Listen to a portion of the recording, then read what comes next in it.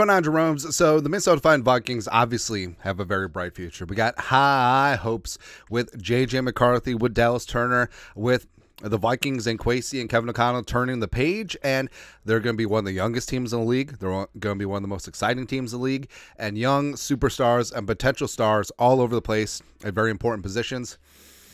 Feeling pretty good.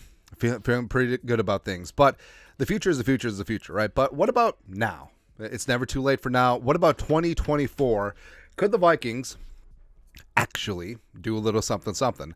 Well, you don't have to look any further than the 2023 Texans. All right, so D'Amico Ryan's first year, C.J. Stroud doing the damn thing, as well as Dallas Turner's former teammate Will Anderson. Is like, oh, so the Texans, they drafted a first-round Big Ten quarterback and a first-round Alabama edge rusher, and they did pretty good.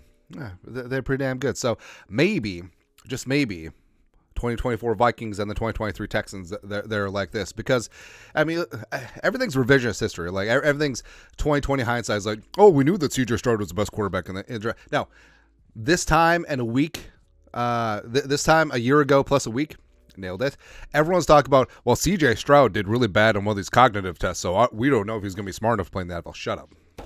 Shut your face. C.J. Stroud had maybe the best rookie quarterback season in NFL history. Now, not setting the bar that high for J.J. McCarthy. He has to win the job first. But, I mean, everyone was sleeping on the Texans, myself included. Like, everyone and their mom thought, I was like, okay, well, they just gave away their 2024 first-round pick to the Cardinals, so that's going to be high, and the Cardinals are going to be bad. So maybe the Cardinals will have 2 top 5 picks. It's possible, right? But so the 2023 Texans, they drafted C.J. Stroud number 2. They maneuvered to get Will Anderson number 3. So they got their quarterback and their edge. Their over/under before the season was 5.5 wins. Vikings are they opened at 7.5. They're currently, you can find them in some spots at 6.5.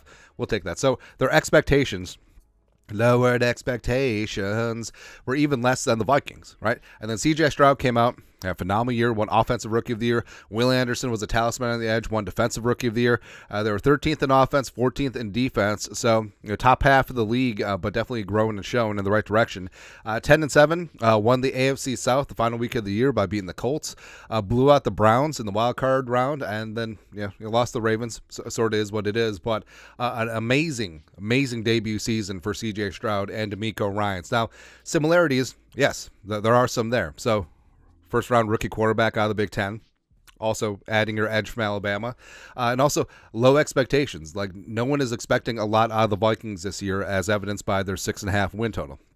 Got a young head coach, a defensive play caller. Now, for the Texans, the young head coach and defensive play caller are the same guy in D'Amico Ryans, but also elite weapons all over the place. Now, I will give the slight edge of J.J. Addison Hawkinson over Nico Collins, who became a stud last year, Tank Dell before he got hurt, as well as Dalton Schultz. Now, they did add Stephon Diggs this year, so he'll be happy for like a hot second. So there you go. But a stud left tackle, we got Darisaw, they got Laramie Tunsil. Dubious interior. I mean, if you look, like, the Texans' interior offensive line, not so much. But also an undersized attacking defense. Plus, I mean, we literally just onboarded like half of their defense. So Blake Cashman outside, how about that? Jonathan Grenard, who had a bust-out season with 12.5 sacks. Shaq Griffin, who was there for a cup of coffee too. So again, if you played defense for the Texans, you may be entitled to Vikings in 2024 compensation. Now, yes, there are differences, sure. It's like higher the draft picks, Stroud at 2 versus McCarthy at 10, and Anderson at 3 versus Turner at 23. Fully understand. Also, tougher division. The offensive line, but the offensive line for the Vikings is better, even though we are very critical of it. Kevin O'Connell, in my opinion, is a better play caller than Bobby Slowick, even though respect, Slowick is definitely getting himself into some head coach contention. And overall, like, yes, there are similarities. And can the Vikings do it? That is the question. And also, I mean, coming into the season, like, it wasn't a given that Stroud was going to win the job. I mean, there's still talk like, maybe Davis will still be there with his 12-foot neck. No. So, even though the future is very bright, what about the future of now? What about the 2024 season? Because, yes, the Vikings, on paper, on purpose, have a tough-ass schedule, whatever. At a certain point, whether it's Darnold or, hell, maybe J.J. McCarthy comes out of camp and he earns the job. He's not going to be given the job. He will earn the job.